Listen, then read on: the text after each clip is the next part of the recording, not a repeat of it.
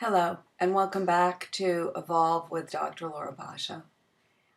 This is the third conversation that we're going to be having on the paper that we've been looking at over the last couple of months. So this is the third section of that paper that you will find on the writing, the little block to the right of the Dr. Laura Evolve page that's called Writings. I have the third piece of this paper posted. So all three sections of the paper are up now. And there's quite a lot to talk about in this section. I'm just going to focus on a couple of points. And I have my notes here so I can stay focused on these couple of points that I'd like to discuss with you. Now, remember that in between these videos, you are welcome to send in questions or comments on this conversation. Please do send in any questions that you might have in reading the paper. I really would like to clarify anything that doesn't make sense. The whole point of doing these videos and putting these writings up is to be a contribution to all of you. So keep us posted and let us know how it's going. So this last section of the paper really has a lot to do with listening to the silence, which is another way of saying listening for what you don't know. Listening to the realm of not knowing, and dealing with the resistance that we are confronted with when we listen for that, when we're willing to develop a capacity to be with not knowing. We're uncomfortable with not knowing. I've mentioned this before, it's in the paper. We really are enamored of knowing. Human beings are creatures that in general love to have the answers to things. So in order to develop a capacity for not knowing, we have to deal with the resistance to not knowing. Now, the more we're practiced in listening to the silence, the more we see the richness and the contribution that's available to us as individuals, as well as the people we deal with, the people in our worlds. When we can align ourselves authentically to this quiet mind, to this silence of infinite intelligence, it is really at the heart of self-actualization. I know that word sort of bristles for some of us, but it's not an airy-fairy word. Self-actualize really says exactly what it means. If we're interested in becoming actually, authentically who we hope we could be, the only place to do that is over here. One has to oneself deal with oneself, allowing the authentic self to come through by dealing with the inauthentic self or the identity or the persona that we've created, and understandably and necessarily created, to protect ourselves. And there was a time when we did create this persona, when we needed protection, when we were very young. And it's given us a kind of strategy of how to be in the world, which is fabulous. You got to have that. But the difference now is to see that it's not an essential capacity for protection. It's not an essential need to protect oneself. It's more an essential tool to have available when coming from authenticity.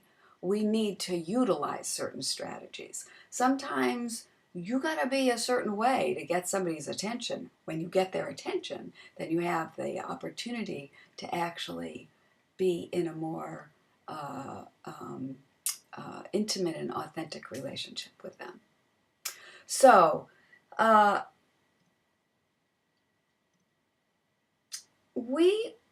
in allowing the process of not knowing, in cultivating a capacity to develop a listening for not knowing. We are confronted with dealing with the inauthentic aspects of ourselves that I was just talking about. Why is that? What is it that has us resist? Well, resistance it indicates a listening to what we're not comfortable with, a listening for something maybe we're afraid of. Now, it isn't necessarily that you ignore resistance. It's more that you pay a lot of attention to resistance. What are you resisting? And what is that about? Now, we get trapped by it because we end up listening to the conversation of the resistance. Like we end up listening to the fear, like it's not safe, like I don't trust this. I'm not so sure that this is the right direction to go in. There's one thing to investigate a consideration that we have, but it's another thing to automatically react from a consideration that we have. Do you see the difference? So when we choose to authentically express, when we choose to put our foot on the path of self-actualization,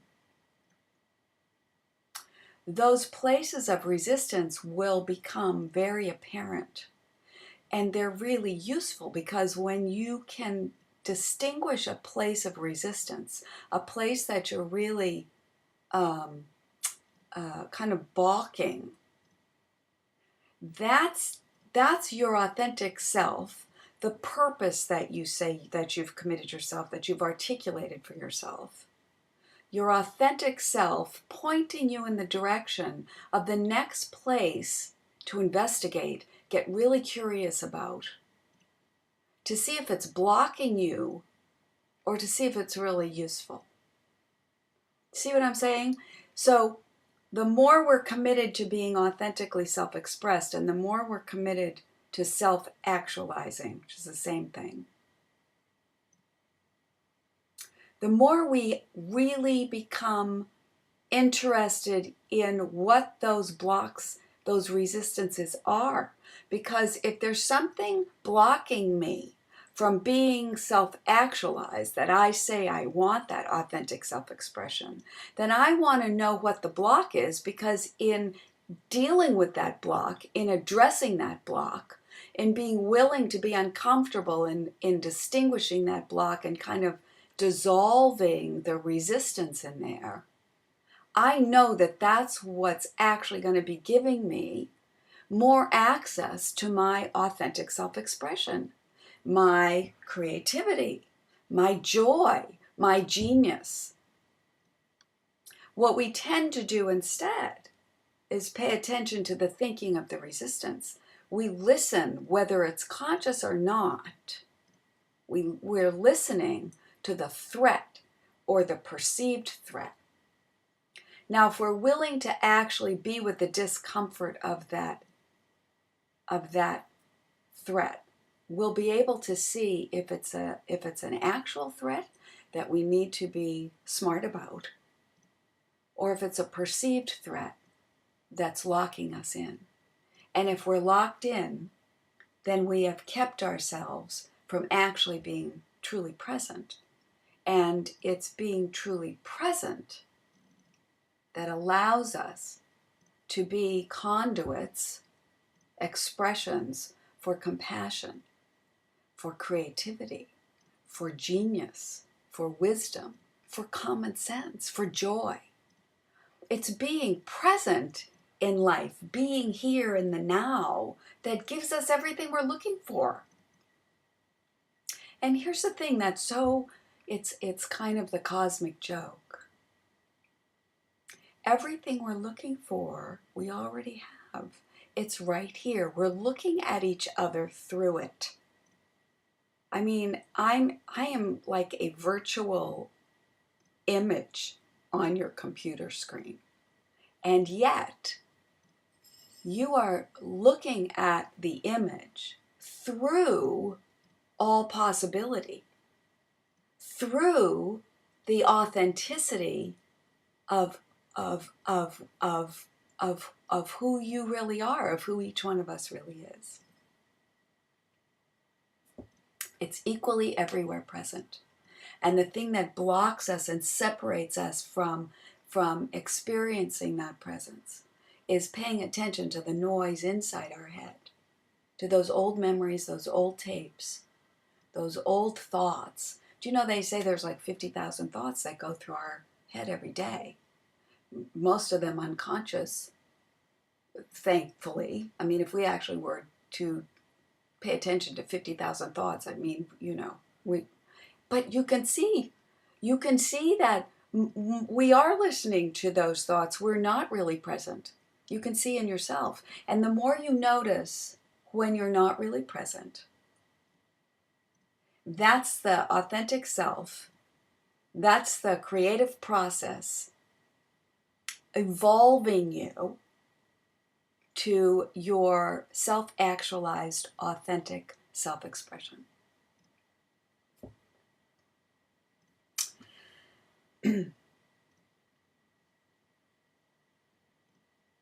So, being present and listening to stillness opens us up to the commonality of humanity. You know, our differences really are live in the intellect. Our differences live in our separateness. Now, differences are fabulous and creative and spurn, idea exchange and possibility and open us up to new possibilities by listening to each other. But when we quiet down and get really present to that stillness that we're looking at each other through, we stand in the clearing, if you will, the realm of the commonality of what it means to be a human being. And when we cultivate the capacity to listen from that place, whatever expertise you have in your particular field, the mastery of your field is augmented by the presence you emanate through cultivating a capacity to listen to what you don't know, a capacity to listen from stillness. And you will be sought after. You will be in demand for being a remarkable human being. And it won't be just for the mastery that you have in your field. It will be for the presence that you bring that catalyzes all possibility in all those people you meet. That's what all of us are looking for. It's great to have expertise. It's great to have mastery in your field. But really what all of us are looking for is the profundity and the freedom and the joy of standing in the commonality of the unknown.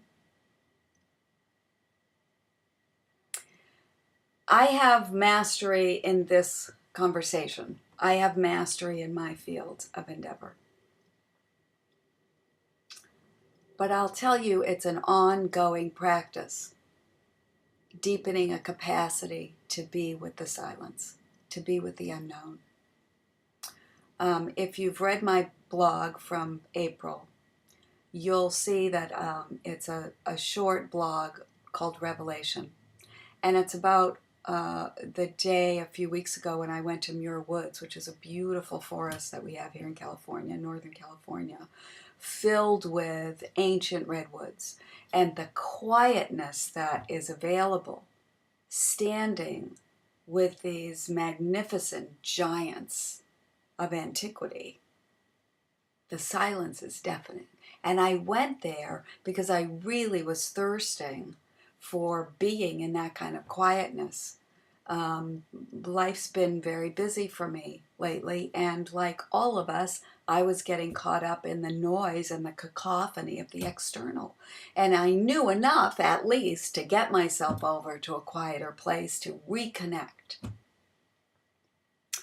When I got there, if you read the blog, you'll read the little details about it, but when I finally got in the presence of these giants of timelessness, and I was able to align with the silence of thousands of years, what struck me was my limited capacity to actually be with the depth of that thunderous quietness.